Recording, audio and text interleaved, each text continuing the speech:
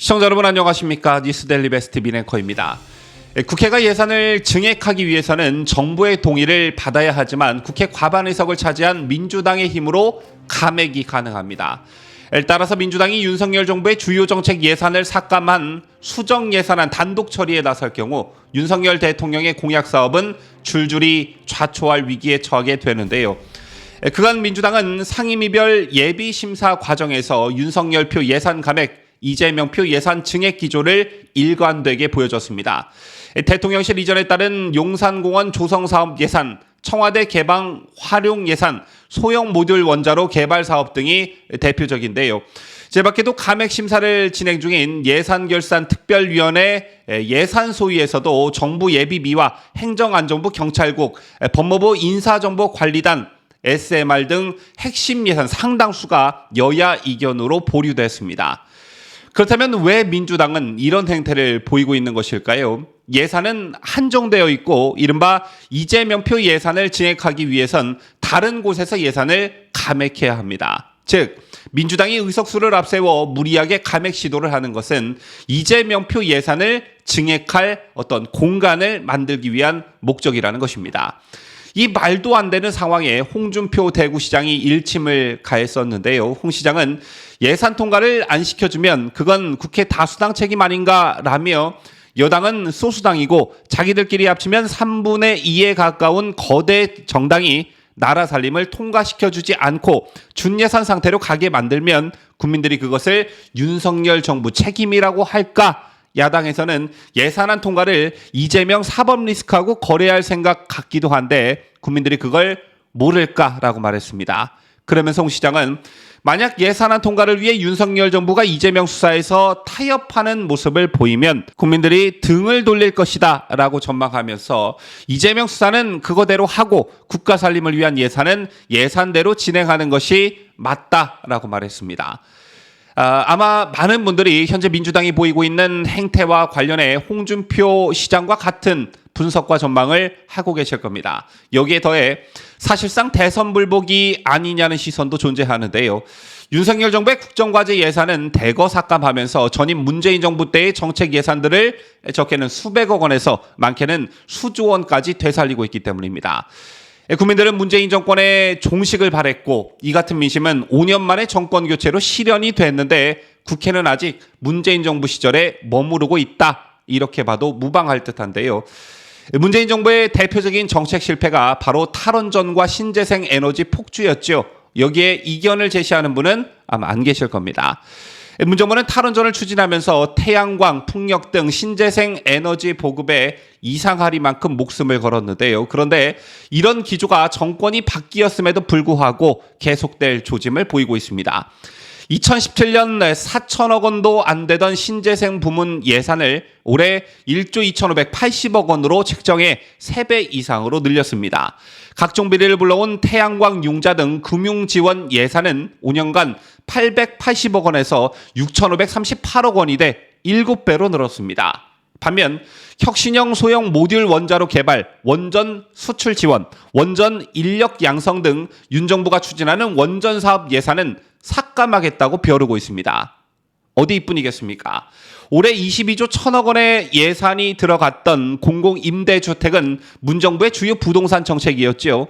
숫자 늘리기에만 급급한 나머지 예산도 낭비하고 LH 부채도 늘려놨는데 열악한 입지와 주택 품질 탓에 주거 취약 계층조차 외면했고 공실률이 20%가 넘는 지역도 있었습니다. 따라서 윤석열 정부는 공공임대 위주 정책을 공공임대와 공공분양 정책으로 방향을 틀어서 주거 취약계층의 내 집 마련을 돕겠다고 했습니다.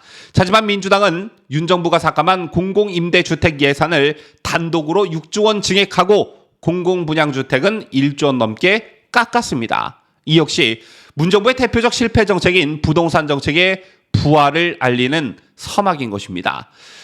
우리 국민은 지난 대선에서 정권 교체를 선택했습니다. 여기엔 지난 문재인 좌파 정권에 대한 심판과 윤석열 우파 정권의 기대가 동시에 작용했는데요. 그런데 근 170석에 육박하는 국회의석을 가진 더불어민주당은 윤석열 정부가 일을 하지 못하도록 예산을 틀어막고 이른바 문재인 예산을 편성하려 하고 있습니다. 그렇다면 이거 대선 불복이 맞는 것이지요. 자, 이상 예산 정국과 관련해 더불어민주당이 보이고 있는 행태를 이재명 사법 리스크와의 거래, 그리고 문재인 예산의 부활, 이 두 가지 관점에서 설명을 해드렸습니다. 이 두 가지 모두 국민을 위한 것이다, 이렇게 볼 수는 없는 것들이죠. 오늘 한 매체에 의해 다소 충격적인 소식이 알려졌습니다. 기사 제목 자체가 충격적이었는데요. 자, 오늘 중앙일보는 세상에 그런 곳에서 윤 대통령 근무, 민주당도 놀란 낡은 용산청사라는 제하에 보도를 냈습니다. 내용이 즉슨 지난 25일 대통령실 예산안을 심사한 국회 예산결산특별위원회 소위 회의록을 보니 대통령이 근무하는 용산청사의 낙후 현황에 대한 윤재순 총무비서관의 설명과 이를 듣고 놀라워하는 야당 의원들의 대화가 담겨져 있었다는 것인데요.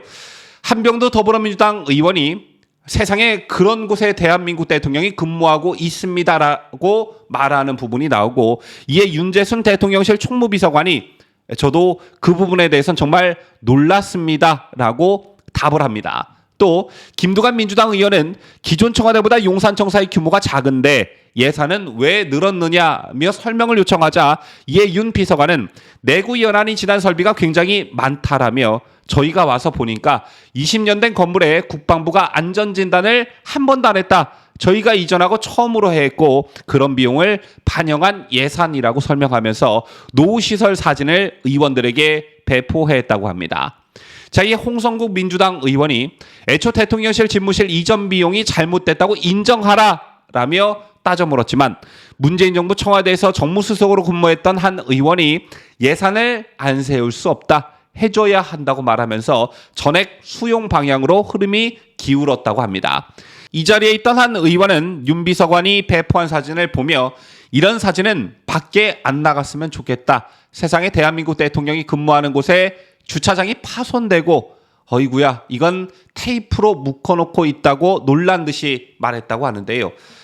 대통령실 예산을 논의한 다른 국회 속기록에도 용산청사의 낙후성은 여실히 드러나고 있습니다. 지난 17일 운영위 예산결산 소위회의록에선 한 대통령실 선임행정관이 엘리베이터가 멈추는 경우도 있었다, 이렇게 말하기도 했다는데요.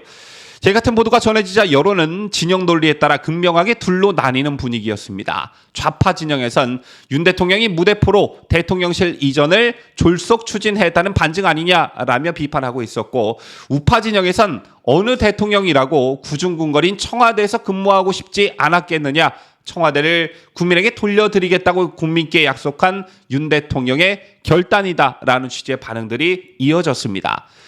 결국 돌고 돌아 용산 대통령실 이전이 잘한 결정이냐 못한 결정이냐의 논란으로 귀결되는데요. 이 논란은 애초에 논란거리가 될 수 없었던 게 지난 정권, 특히 좌파 정권인 노무현 문재인 정권에서도 추진되었던 것들이었습니다. 2012년 문재인 당시 민주통합당 대선 후보는 18대 대선을 일주일 앞두고 서울 영등포 당사에서 제가 대통령이 되면 대통령 집무실을 광화문 정부 총합청사로 이전하겠다며 지금의 청와대는 개방해서 국민들께 돌려드리겠다고 약속한 바 있습니다. 당시 문재인은 청와대가 조선통독부 관저 경무대에서 이어졌다면서 독재와 권위주의의 권력의 상징, 제왕적 대통령 문화의 상징, 국민위에 군림하는 권력기관의 상징, 대통령을 국민들로부터 철저하게 격리하는 곳이라고 평가하기도 했습니다. 그 후 문재인이 대통령에 당선되었던 지지난 대선에서도 광화문 대통령 시대를 열겠다고 공언했지만 그 약속은 지켜지지 않았었죠. 이것 외에도 청와대 이전 공약은 김영삼 때부터 문재인까지 대선 때마다 단골 공약으로 등장했지만 실현되지 않았습니다. 그런데 이걸 여러 가지 열악한 상황에도 불구하고 윤 대통령이 실천에 옮긴 것입니다. 그렇다면 과거 더불어민주당이 여당일 때, 정권을 잡았을 때 하고 싶어 했던 청와대 이전을 윤석열 정부가 했다면 이에 따른 예산 지원은 마땅히 해줘야 맞는 것이 아니겠습니까? 지금까지 저는 자유대한민국을 수호하는 뉴스데일리 베스트 민앵커였습니다.